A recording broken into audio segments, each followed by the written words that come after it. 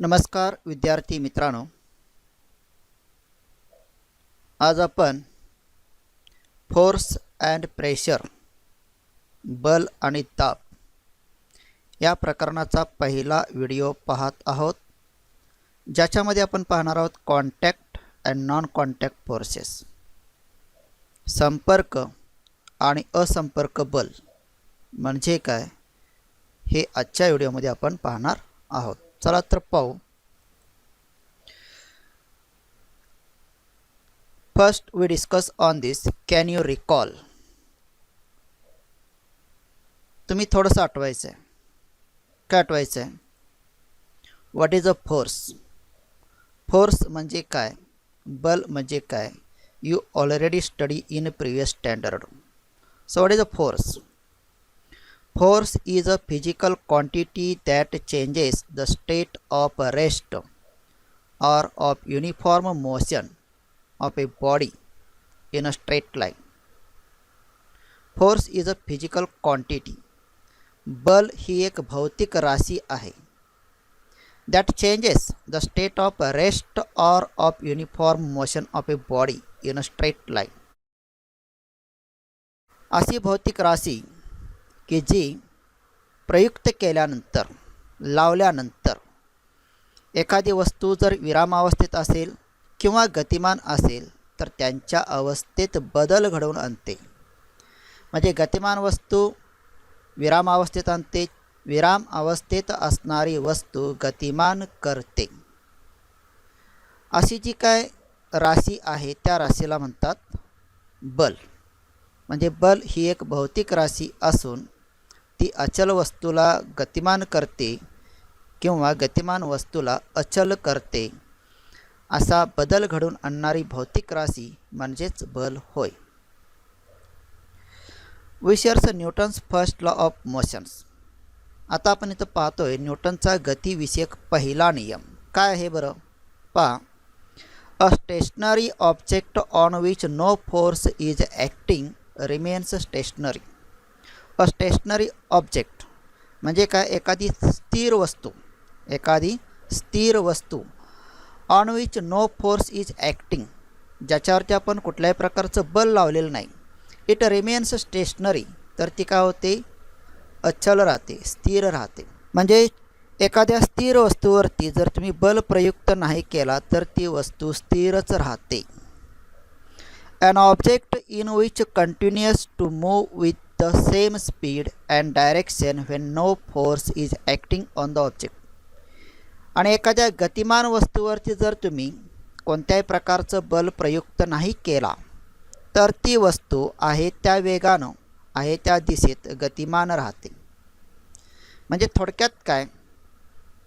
स्थिर वस्तू स्थिरच राहते आणि गतिमान वस्तू गतिमानच राहते। जोपर्यंत तुम्ही बल लावत नाही तोपर्यंत ही अवस्था कायम राहते। This is a Newton's first law of motions.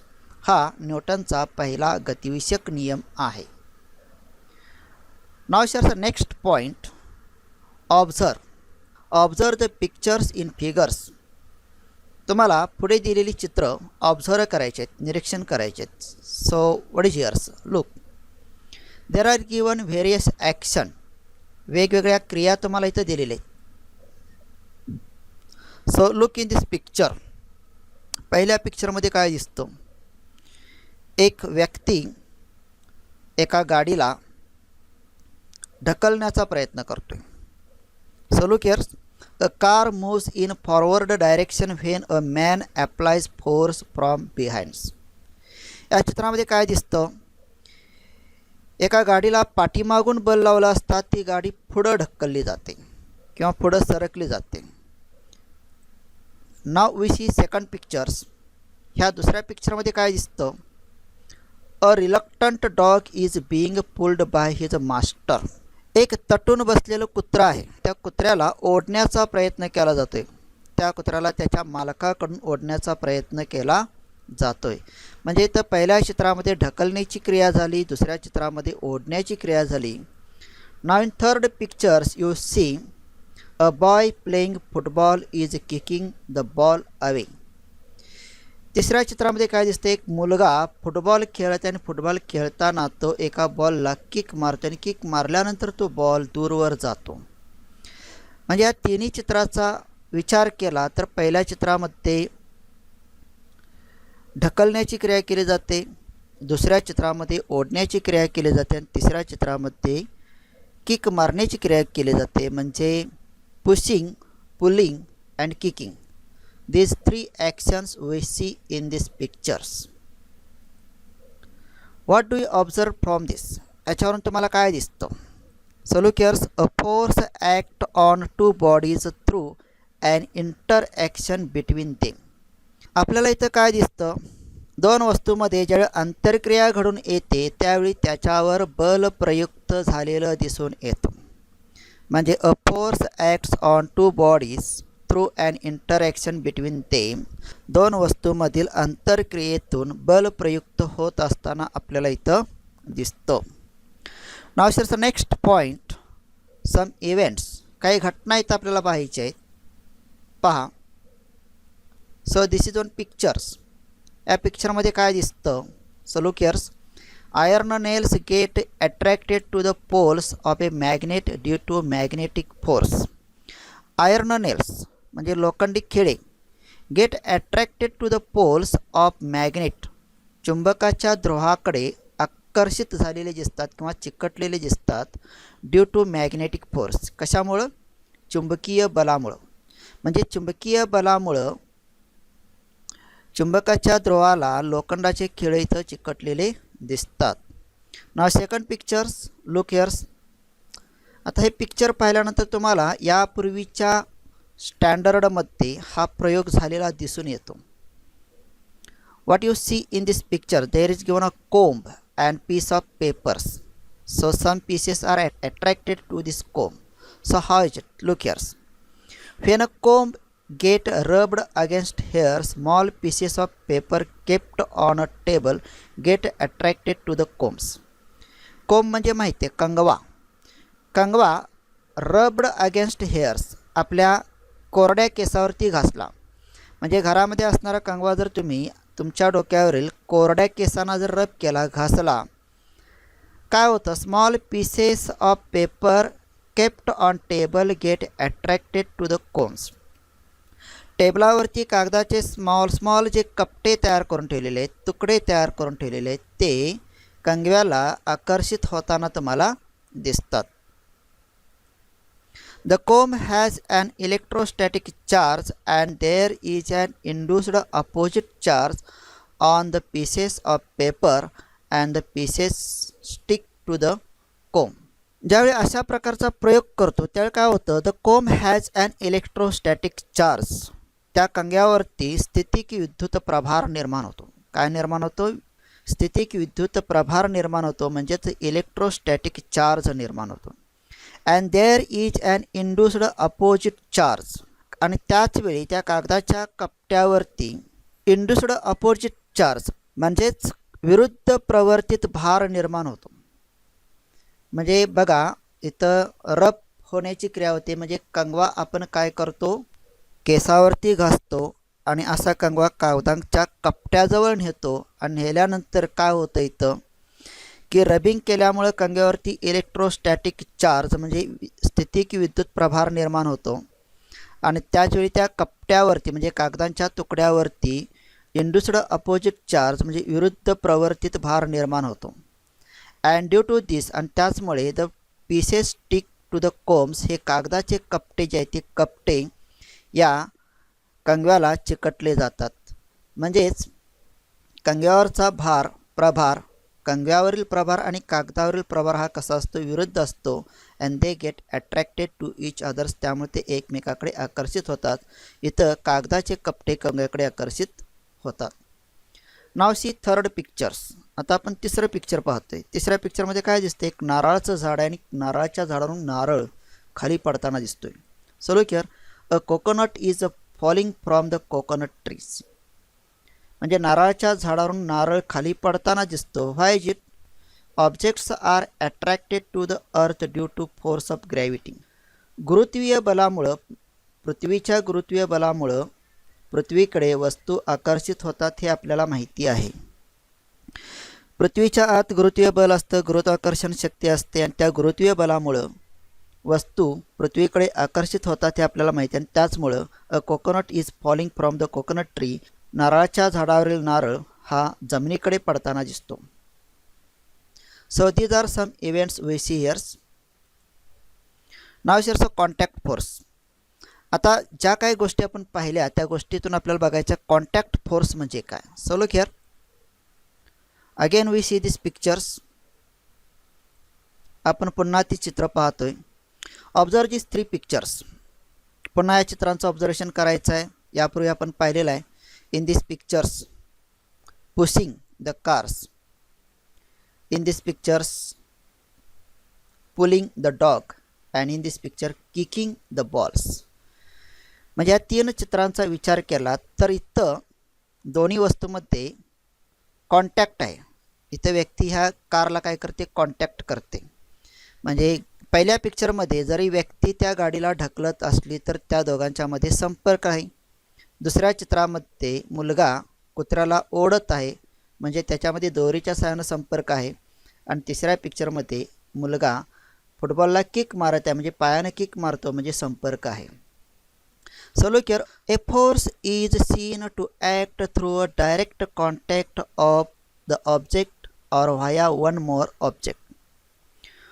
वरील चित्रामधून असं दिसतं की प्रत्येक चित्रातील 2 वस्तूंमध्ये डायरेक्ट संपर्क म्हणजे थेट संपर्क आलेला आहे आणि त्या थेट संपर्कातूनच इथं बल प्रयुक्त झालेलं आहे. Such force is called contact force. अशा प्रकारच्या बलाला कॉन्टॅक्ट फोर्स म्हणतात म्हणजेच संपर्क बल म्हणतात. We share some example of this. Muscular force, स्नायुबल. मस्क्युलर फोर्स, स्नायुबल ह्या सर्वांचा विचार केला तर याच्यामध्ये मस्क्युलर फोर्स आहे. कारण इथं स्नायुबल प्रयुक्त करूनच आपण गाडी ढकलतो, कुत्र्याला ओढतो आणि बॉलला किक मारतो. Applied to object with the help of our muscles. आपल्या स्नायूंच्या सहाय्यानं आपण वस्तूवरती काय करतो, बल प्रयुक्त करतो. It is applied in several cases such as lifting, pushing, पुलिंग्स.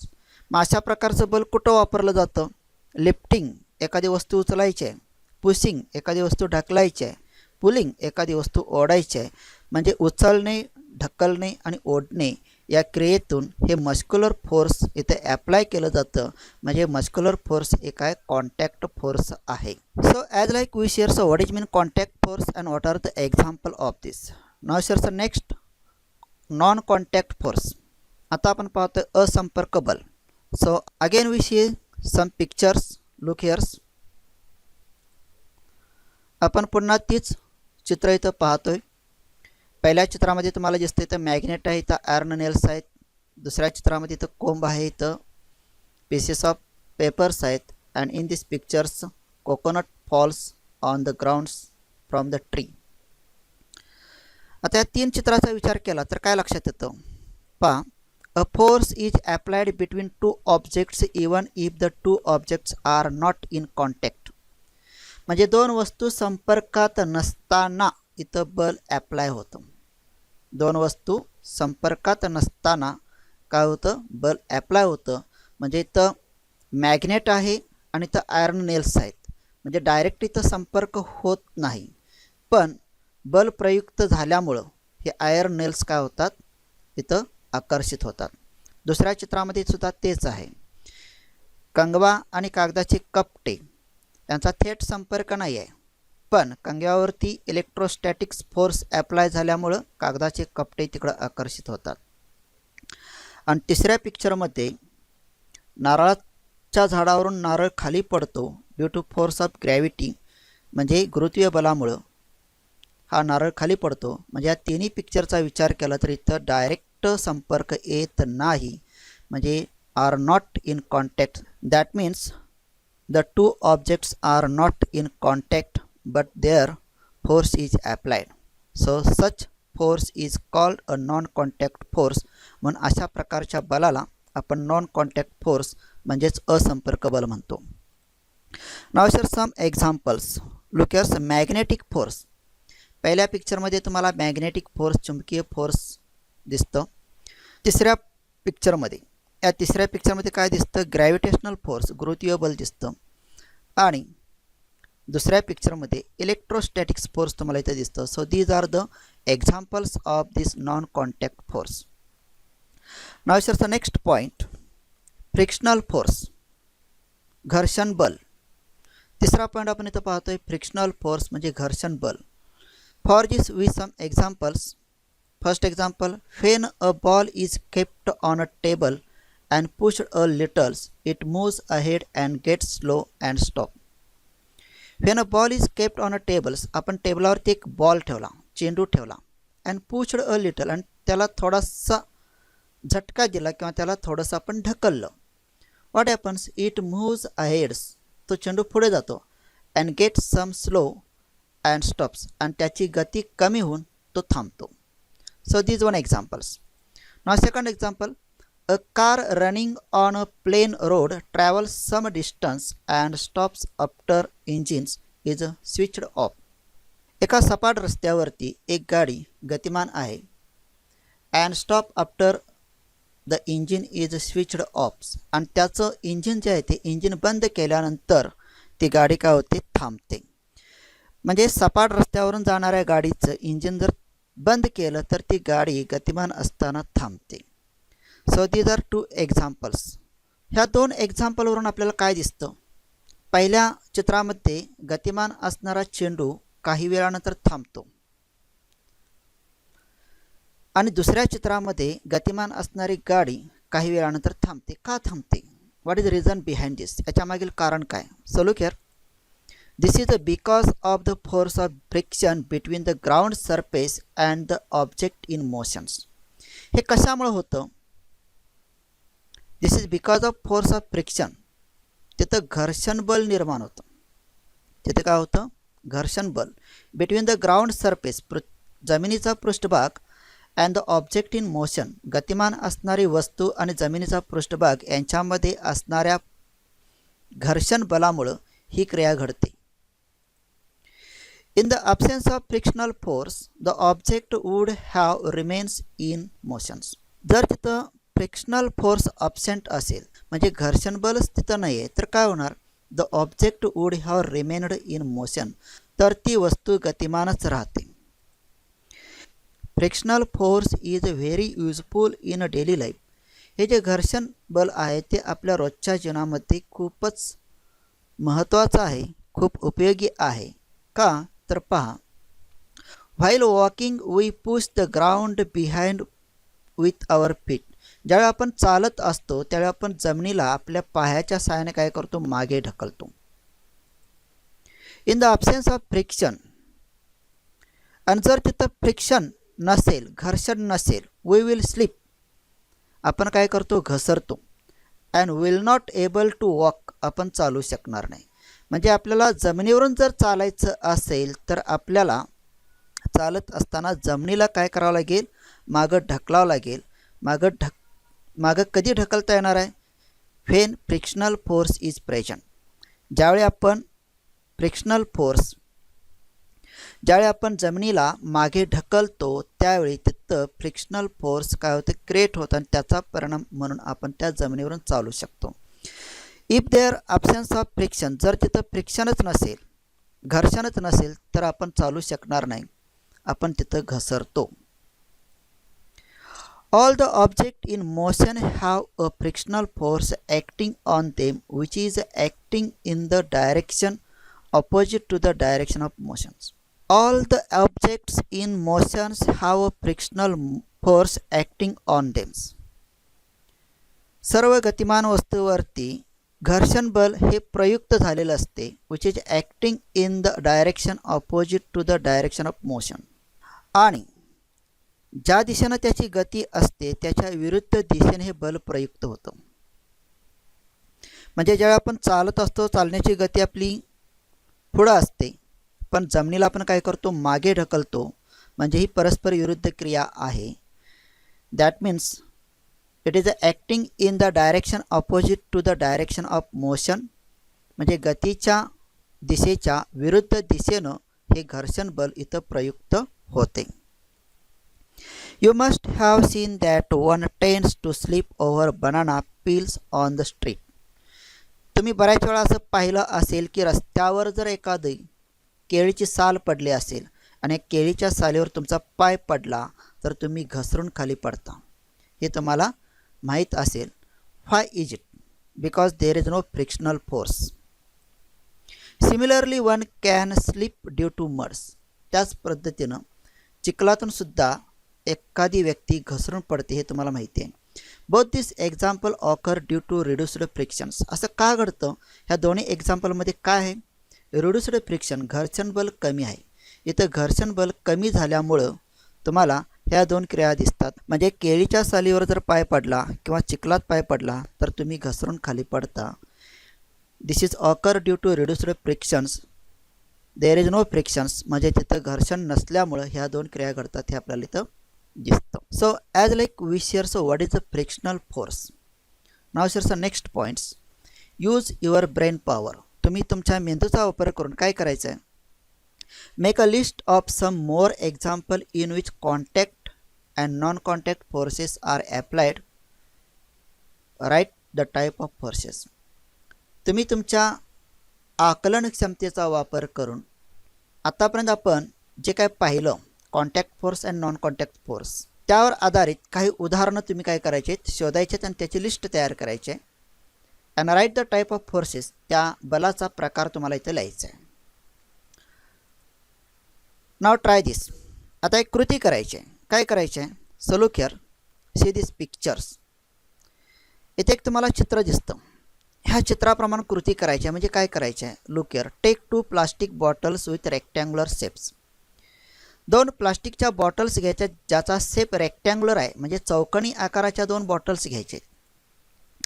Close their opening by fitting the lids tightly. त्याचे झाकण तुम्ही काय करायचं आहे? फिट करायचं, टाईट करायचं. म्हणजे त्याची जी झाकणं आहेत ती पूर्ण टाईट करून त्याला बंद करायचं आहे. Keep 2 small bar magnets on them and fix them neatly using a sticking tape.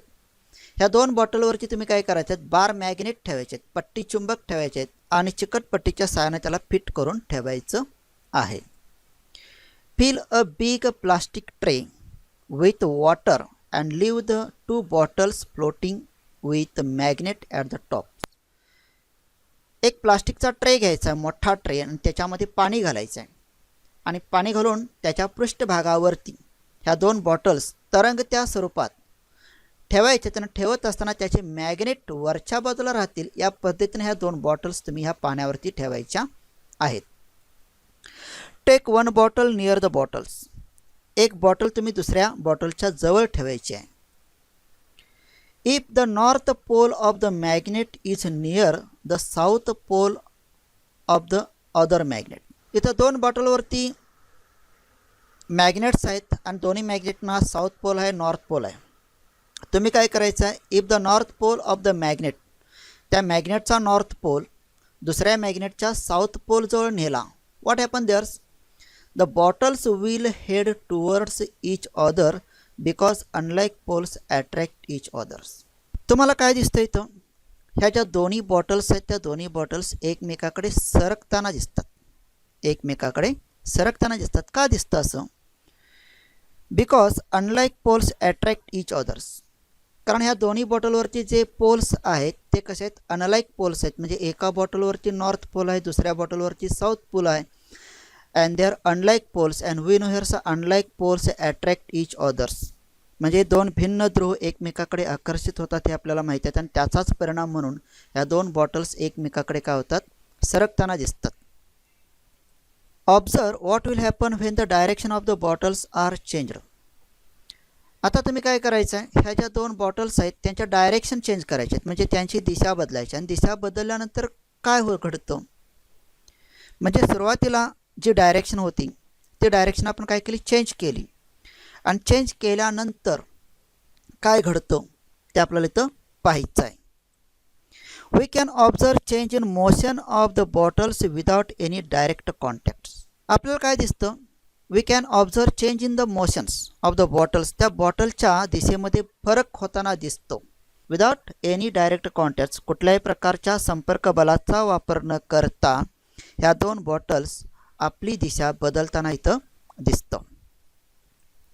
This mean that there exist a non contact force between the two magnets. याचाच अर्थ असा आहे की there exist a non contact force between the two magnets. ह्या दोन मॅग्नेटमध्ये असंपर्क बल म्हणजे non contact force exist होताना इथं आपल्याला दिसतं.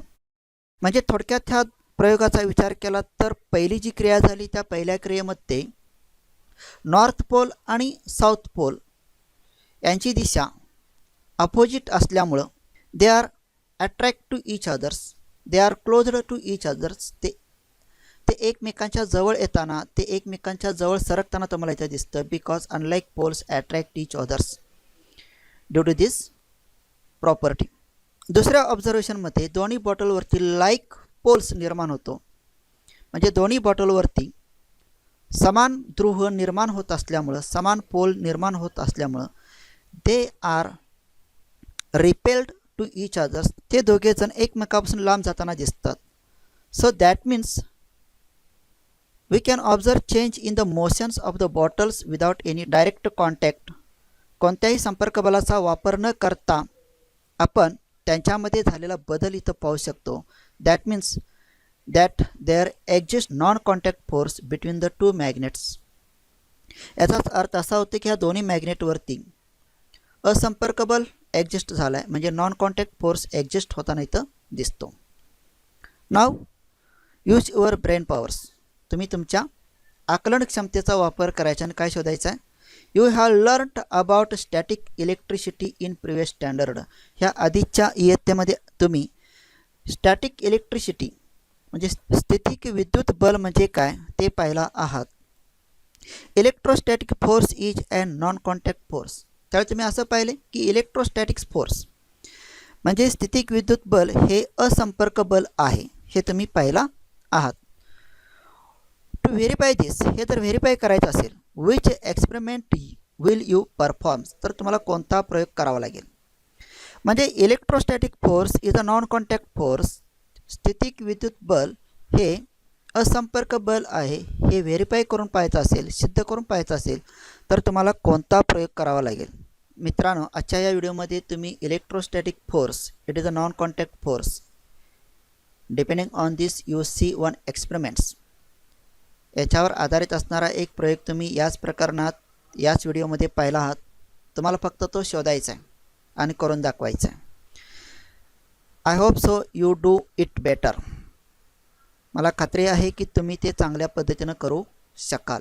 So in this video we see here's what is mean contact force and non contact force and what are the example of this. अशा रीतीनं आजच्या व्हिडिओमध्ये आपण संपर्क बल म्हणजे काय, असंपर्क बल म्हणजे काय आणि त्याची उदाहरणे कोणकोणती आहेत त्याचा अभ्यास आपण इथं केलेला आहे.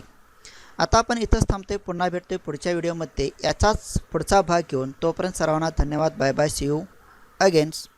आणि जर हे चॅनल तुम्ही सबस्क्राईब केलं नसेल तर सबस्क्राईब करायला विसरू नका.